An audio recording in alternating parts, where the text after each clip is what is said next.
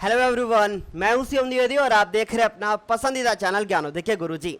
सो मेरे प्यारे बच्चों, जैसा आप सभी ये जानते हैं कि हम लोग यहाँ पे क्लास 12th की फिजिक्स को पढ़ रहे हैं और क्लास 12th की फिजिक्स में ये आपका चैप्टर नंबर 3 है जिसका नाम है विद्युत धारा।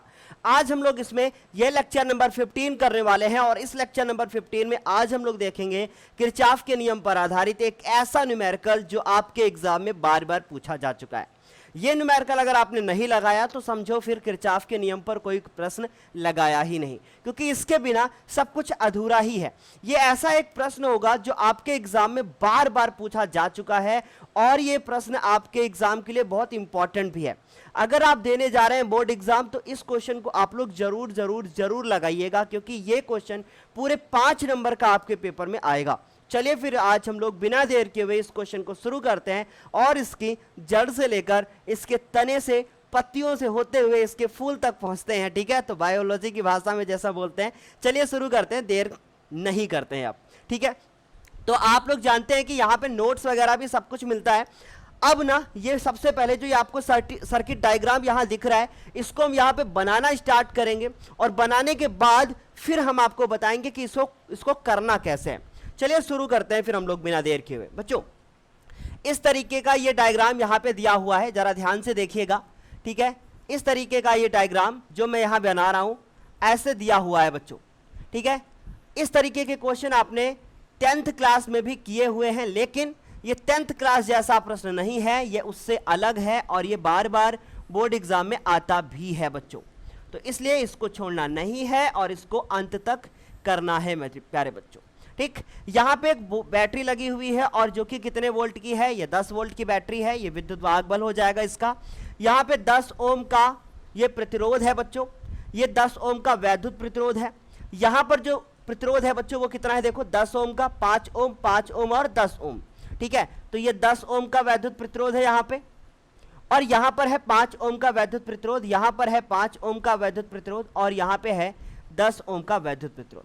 इसके बीच में भी एक और है प्रतिरोध, वो भी यहाँ पे है और वो है बच्चों कितने, 5 ओम का वैद्युत प्रतिरोध है। तो इसके बीच में भी एक वैद्युत प्रतिरोध यहाँ पे लगा हुआ है जो कि कितने का है बच्चों, वो हमारा 5 ओम का वैद्युत प्रतिरोध है। आप यहाँ देख सकते हैं। ठीक है, ये हमारा 5 ओम का वैद्युत प्रतिरोध। तो हमने इस तरीके से ये डायग्राम यहाँ पर बना लिया हुआ है। अब हमें बोला गया है कि इसकी प्रत्येक शाखा पर कितनी धारा बहेगी यह ज्ञात कीजिए। तो हम यहाँ पे प्रश्न आपके सामने लिख देते हैं। इसका जो प्रश्न है वो लिखा है कि परिपथ की प्रत्येक शाखा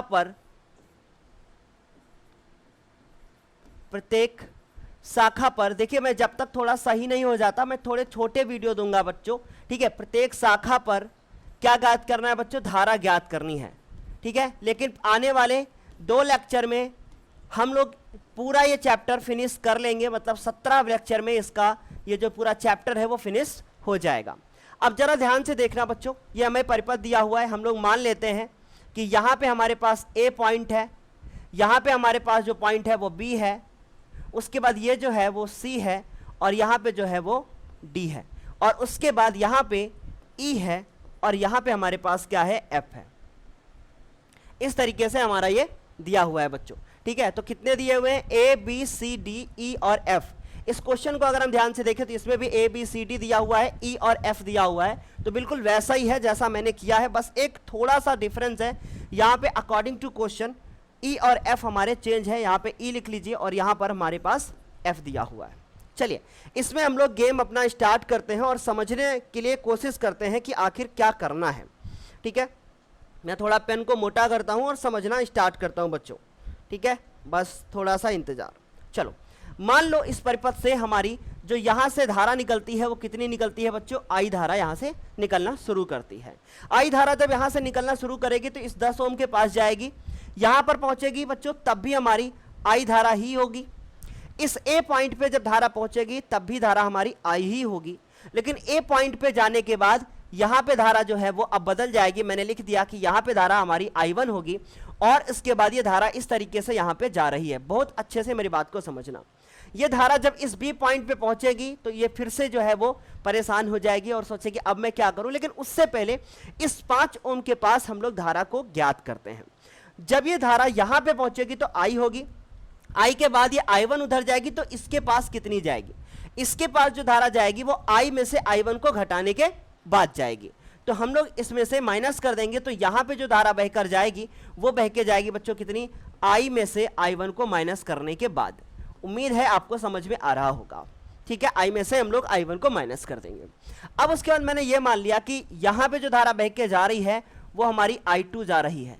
इसका मतलब इस 5 ओम के पास जो यहां से धारा बहकर आएगी वो I1 में से, क्योंकि यहां पे है I1 में से I2 को माइनस करने के बाद आएगी। बोलो क्या ये बात समझ में आ रही है? अब ये जो I माइनस I1 धारा यहां पे आ रही है, यहां पे जब पहुंची तो I माइनस I1 थी डी पॉइंट पे, लेकिन ऊपर से I2 फिर से आ रही है। इसका मतलब इस 10 ओम के पास जो हमारी धारा होगी वो होगी I माइनस I1, अच्छे से समझना तभी समझ में आएगा। I माइनस I1 और उसमें से ये I2 आने के बाद यहां पर जुड़ जाएगी। इसका मतलब है कि हमने ये निकाल लिया है कि किस शाखा में कितनी धारा बहेगी। वापस आने के बाद यहां पे जो धारा होगी वो फिर से क्या हो जाएगी, I ही हो जाएगी। तो उम्मीद है समझ में आया होगा। चलिए देखते हैं हमने किया क्या है। यहां से I धारा निकली है, इस A पॉइंट पे पहुंची है, I1 चली गई है वहां पर। उसके बाद हमारी I1 में से जो I में से I1 माइनस होने के बाद ये यहां से जाएगी।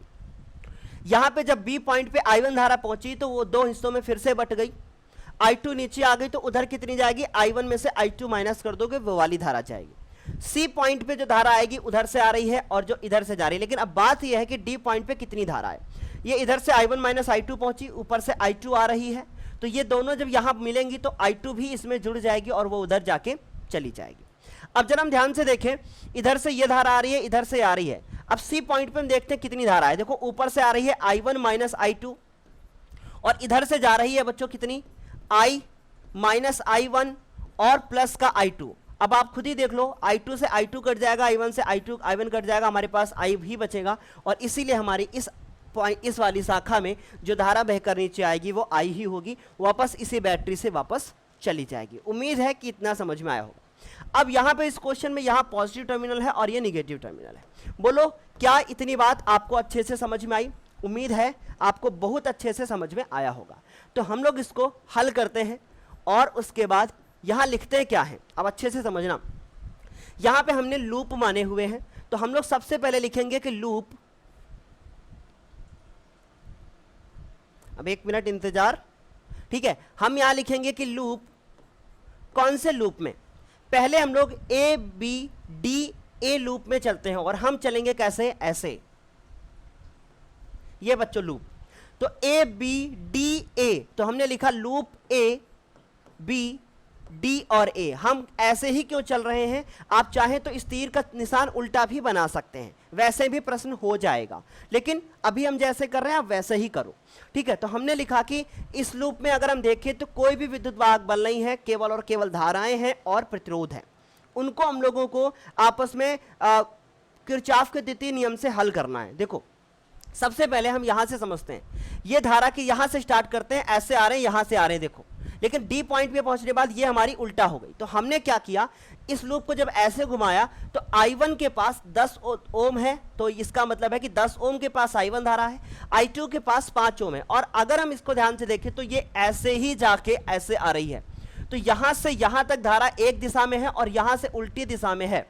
इसका मतलब हम ऐसा कर सकते हैं कि इसको निगेटिव ले सकते हैं और इसको पॉजिटिव लेंगे, क्योंकि हमने आपको बताया है कि जब धारा की दिशा में चलते हैं तो धारा हमेशा पॉजिटिव ही होती है। I1 पॉजिटिव है, I2 भी पॉजिटिव है, लेकिन I1 माइनस I1 जो है वो निगेटिव है। बात समझ में आ गई? चलो तो हम लोग क्या करते हैं कि लूप में और इस लूप में हम लोग क्या करेंगे, कौन सा नियम लगाएंगे, किरचॉफ का द्वितीय नियम। तो 10 I1, तो हमने यहां लिखा कि 10 I1 और उसके बाद प्लस 5 I2, तो हमने लिखा 5 I2 और उसके बाद ये उल्टी है दिशा, देखो आप खुद ही देख लो, ऐसे घूम के जा रहे हैं लेकिन ये धारा नीचे की ओर आ रही है। इसका मतलब -5 और उसके बाद I माइनस I1। आपको उम्मीद है समझ में आया होगा, कोई भी विद्युत वाहक बल नहीं है, इसलिए हमारा ये 0 हो गया। इसको थोड़ा हल करेंगे, ये हमारे पास आएगा 10I1 प्लस का 5I2 और माइनस का 5I और प्लस का 5I1 बराबर कितना हो जाएगा, 0 हो जाएगा। अगर हम यहां से देखें तो मेरे पास 5 और 10 ये हो गए 15I1 प्लस का 5I2 और उसके बाद माइनस का ये 5I, तो वो उधर जाके प्लस का 5I हो जाएगा और ये आपका समीकरण नंबर 1 हो जाएगा। ठीक, अब हम लोग इस वाले लूप में देखेंगे, तो हम यहां फिर से लिखेंगे कि लूप हमारा इस बार BCDB है ना, तो इस बार हमने लिखा कि BCD और उसके बाद बच्चों क्या हो गया, B। इस लूप में देखेंगे, जब मैं इस लूप में देखूंगा तो मैं देख रहा हूं कि यहां से लेकर, अगर इसमें मैं डायरेक्शन बनाना चाहूं ऐसे, इसमें भी हम ऐसे चलेंगे तो देखो यहां से ऐसे तो आ रहे थे लेकिन ये उल्टी दिशा हो गई, और उसके बाद ये भी हमारी जो है वो कैसी है, देखो ना, ये ऐसे जाएंगे ऊपर, तो ये भी I2 भी निगेटिव होगी, ये भी हमारी निगेटिव होगी, लेकिन इसमें जो धारा चलेगी वो हमारी पॉजिटिव होगी। इसका मतलब 5I माइनस I2 करेंगे तो हमने लिखा कि 5I minus I2 I1 minus I2, ये हमारी पॉजिटिव धारा होगी। देखो फिर से समझ लो, ऐसे चल रहे हैं, ऐसे चलने पे ये वाला उल्टा दिशा है और ये भी उल्टी दिशा है और ये वाला सीधा है, इसका मतलब ये पॉजिटिव होगा, ये निगेटिव होगा। तो अब देखो I2 5 के साथ गुणा करेंगे तो माइनस 5I2 होगा बच्चों, माइनस 5I2 होगा बच्चों। माइनस करेंगे और इसको लिखेंगे 10 और उसके बाद I माइनस I1 और प्लस का I2, और कोई भी विद्युत वाहक बल नहीं है, इसलिए हमारा आंसर कितना हो जाएगा, 0 हो जाएगा। उम्मीद है कि आपको समझ में आ रहा होगा। अब इसको थोड़ा हल करेंगे तो हमने लिखा कि 5I1 माइनस 5I2 और माइनस का 5I2 और माइनस का 10I1 और माइनस प्लस 10I1 और माइनस 10I2 और बराबर आ जाएगा आपका कितना, 0। उम्मीद है समझ में आ रहा होगा। चलो इसको थोड़ा सा हल करते हैं।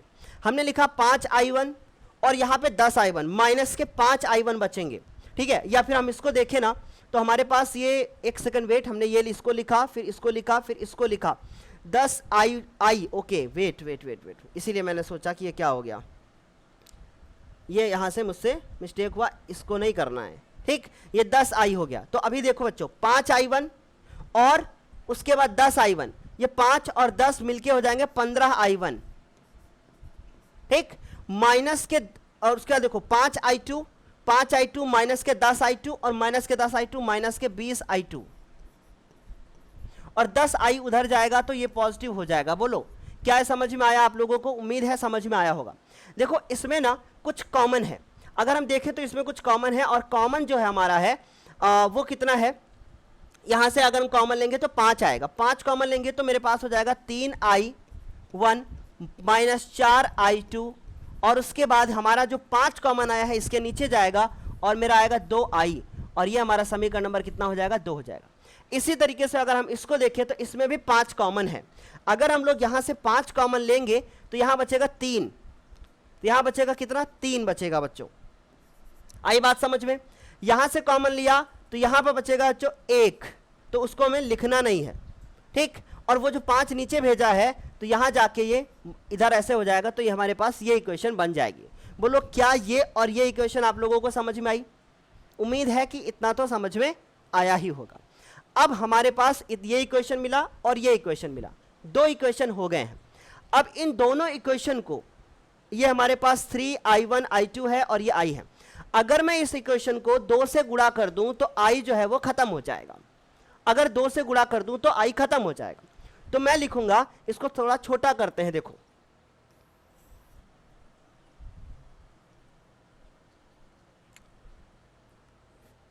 इसको थोड़ा छोटा करते हैं, तो थोड़ा सा छोटा कर लिया है। अब समीकरण 1 को देखिए और समीकरण नंबर हमारा 2 देखिए। इन समीकरण 1 और 2 में हमारे 3 वेरिएबल हैं, एक में I1 है, I2 है और I भी है। जब 3 वेरिएबल होते हैं तो 3 ही समीकरण होने चाहिए, तभी हमारा ये हल हो पाएगा। तो ऐसे केस में हम करेंगे क्या? ऐसे केस में हम ये देखेंगे कि अगर I1 और I2 का मान, इन दोनों का अलग अलग मान I के पदों में आ जाए तो बेहतर है, या किसी भी दो का मान तीसरे के पदों में आ जाए तो बेहतर है। अब मैंने जरा ध्यान से देखना, मैंने लिखा समीकरण 1 व 2 को हल करने पर, ठीक है। अब इनको कैसे हल करेंगे जरा ध्यान से देखिएगा प्लीज।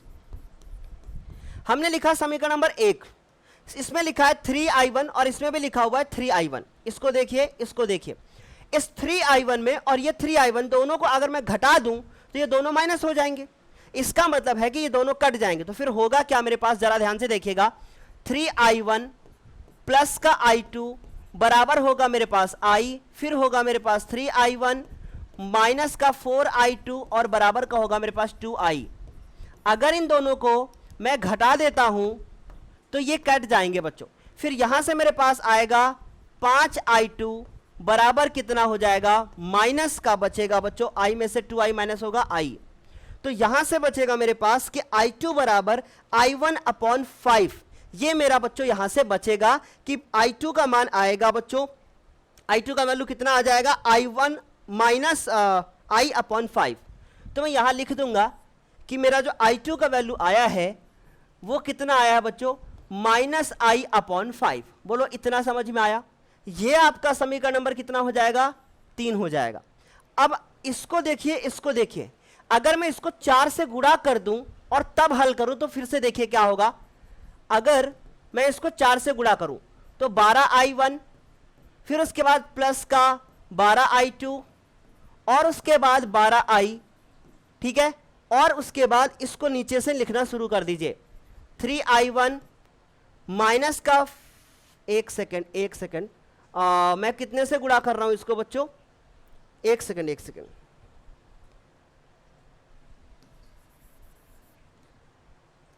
वेट। देखिए यहां पे हमारे पास, मैं इसको 4 से गुणा कर रहा हूं, मैं इसको 4 से गुणा करूंगा तो 12I1 प्लस का 4I2 और बराबर का हो जाएगा 4I।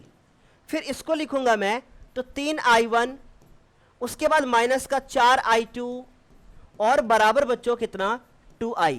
हम इसको कैंसिल आउट कर देंगे, मेरे पास बचेगा यहां से 15I1 बराबर बच्चों 6I, ये मुझे मिलेगा। तो यहां से मेरे पास आएगा कि I1 बराबर 6I अपॉन कितना बच्चों, 15। 3 से कैंसिल आउट हो जाएगा, 2I बटे कितना बचेगा, 5 बचेगा। बोलो 3 दूना 6 और 3 5 15। उम्मीद है कि आप लोगों को इतना बेहतर समझ में आया होगा कि कैसे मैंने I1 और I2 के मान अलग अलग ज्ञात किए हुए हैं। I1 भी ज्ञात कर लिया अलग से और I2 भी हमने अलग से ज्ञात कर लिया। ये I1 आ गया और ये हमारा I2 आ गया। अब हम लोग देखेंगे इस लूप को, फिर से एक बार देखेंगे। अब मैं इसको थोड़ा सा जो है वो जूम करता हूं, शायद आप लोगों को ज्यादा समझ में आएगा, ठीक है। बस एक सेकेंड वेट। हाँ, जरा इसको ध्यान से देखिए। अगर मैं इस लूप में काम करूं, अब A B C E F A, इस लूप में अगर काम करूं तो अब हम लोग ज्ञात कर पाएंगे बच्चों कि कितना इसमें अगर मैं निकालूंगा तो एक संबंध मिल जाएगा हमको। कौन से लूप में, यहां से चलूंगा ऐसे और इधर से घूम के आऊंगा मैं, ठीक। तो हम वो करते हैं जो हमने अभी आपको बताया है, ठीक। तो ये हमने I1 का मान निकाल लिया है बच्चों। अब हम लोग क्या करेंगे, लूप हमने लिखा कि लूप यहां से शुरू करेंगे, A B C E F और फिर से A। इस लूप में हम लोग अगर चलेंगे तो देखो जरा ध्यान से, 10 हम लोग ऐसे ही चल रहे हैं, ठीक है। 10I, फिर उसके बाद यहां आए तो ये वाला मुझे मिला प्लस 10I1, फिर यहां आए देखो सेम है हमारे पास पॉजिटिव 5I1 माइनस I2, और उसके बाद फिर यहां से आए, कोई नहीं मिला हमको, बराबर जो मेरे पास है वो देखो जरा ध्यान से, ये बिल्कुल ऐसे ही सीधे ही चल रहा है। प्लस से हम लोग माइनस की ओर जा रहे हैं तो विद्युत वाहक बल पॉजिटिव ही होता है। तो ये हमारा 10 हो जाएगा। इसको थोड़ा हल करते हैं, ये 10 i हो गया, प्लस का 10 i1 हो गया, और 10 और 5 मिलके 15 हो जाएंगे। ठीक है, तो हम यहाँ डायरेक्ट लिख देते हैं कि ये 15 i1 हो गए। उसके बाद 5 i2 लिखेंगे तो 5 i2 हो जाएगा और बराबर कितना हो जाएगा 10। यहाँ हम लोग i1 और i2 की वैल्यू को रख देंगे तो मेरे पास आएगा 10 i1 10 i और उसके बाद प्लस का 15 हो गया, और i1 की वैल्यू हमने निकाली है बच्चों कितनी, 2i बटे में कितना 5 माइनस 5 i2, और i2 का वैल्यू कितना निकाला है हमने, i2 का वैल्यू वो है बच्चों कितना माइनस का i अपॉन कितना 5। बोलो क्या ये बात समझ में आई। अब देखो 5 एकम 5, 5 थी यहाँ 15, और ये 5 से 5 कट जाएगा। अब मेरे पास यहाँ से एक इक्वेशन मिलेगी 10i। ये बहुत खतरनाक क्वेश्चन है, आपको इस तरीके के क्वेश्चन कोई नहीं कराएगा बच्चों। 3 दूना 6i और प्लस का i बराबर कितना 0। इनको अगर हम ध्यान से देखें और इनको क्लियर हो रहा है कि नहीं आप लोगों को एक बार मुझे बताइए। यहाँ से 10 है, ठीक है, मैं सोचा सब कुछ 0 कैसे हो गया। तो यहाँ हमने देखा कि 10 6 16 और 1 17, तो यहाँ से हमको मिलता क्या है 17i बराबर कितना, वो बच्चों मिलता है 10। इसका मतलब i का मान जो आया है वो आया है 10/17। ये आपका आंसर हुआ इतना। बोलिए क्या ये समझ में आया आप लोगों को। i का मान आया 10/17, i का मान आया 10/17। अब हम लोग करेंगे क्या, अब मैं पूरा साफ करने जा रहा हूं, आप इसका स्क्रीनशॉट ले लो, थोड़ा पीछे करके आप इसका स्क्रीनशॉट ले लो, क्योंकि हम लोग ना इसको पूरा साफ करके तभी, क्योंकि मैं नए पेज में जाऊंगा तो आपको ही प्रॉब्लम होगा। ठीक, देखो अब हमें एक क्वेश्चन दिया था कि प्रत्येक शाखा में धारा का मान ज्ञात करना है, तो हम लोग लिखेंगे कि अतः, अब हमने क्या निकाल लिया है i का मान निकाला है, अतः हमारा जो i1 आएगा तो हम लोग लिखेंगे कि इसलिए इसी प्रकार हम लोग i का वैल्यू, अगर i1 का वैल्यू निकालेंगे जो कि हमारा मान रखा है हमने 2i/5, तो इसमें वैल्यू पुट करेंगे 2, i का वैल्यू आया है 10/17, 10/17, तो ये आंसर आएगा 20/17। बोलो समझ में आया कि नहीं आप लोगों को। अब उसके बाद i2 आएगा मेरा माइनस i, और ये हमारा 10/17, तो यहां से आएगा हमारे पास, एक मिनट, i का वैल्यू ही कितना है 10/17, तो माइनस i का वैल्यू है 10/17 और गुणे में कितना है नीचे 1/5, तो यहां से आएगा माइनस का 2/17। बोलो i1 भी समझ में आ गया और i2 भी समझ में आ गया। हम लोगों ने क्या किया 2, और आई थिंक हमने यहाँ पे एक मिस्टेक कर दिया, ये 5 भी होना चाहिए है ना, क्योंकि i का वैल्यू पुट करेंगे तो 5 एकम 5, 5 दूनी 10, तो 4/17 आएगा। ठीक है, यहां से कितना आएगा बच्चों 4/17 आएगा, 4/17 आएगा। बोलो क्या ये समझ में आया। ये हमने i1 निकाल लिया और ये i2, ये i1 हो गया बच्चों और ये मेरा i2 का वैल्यू हो गया।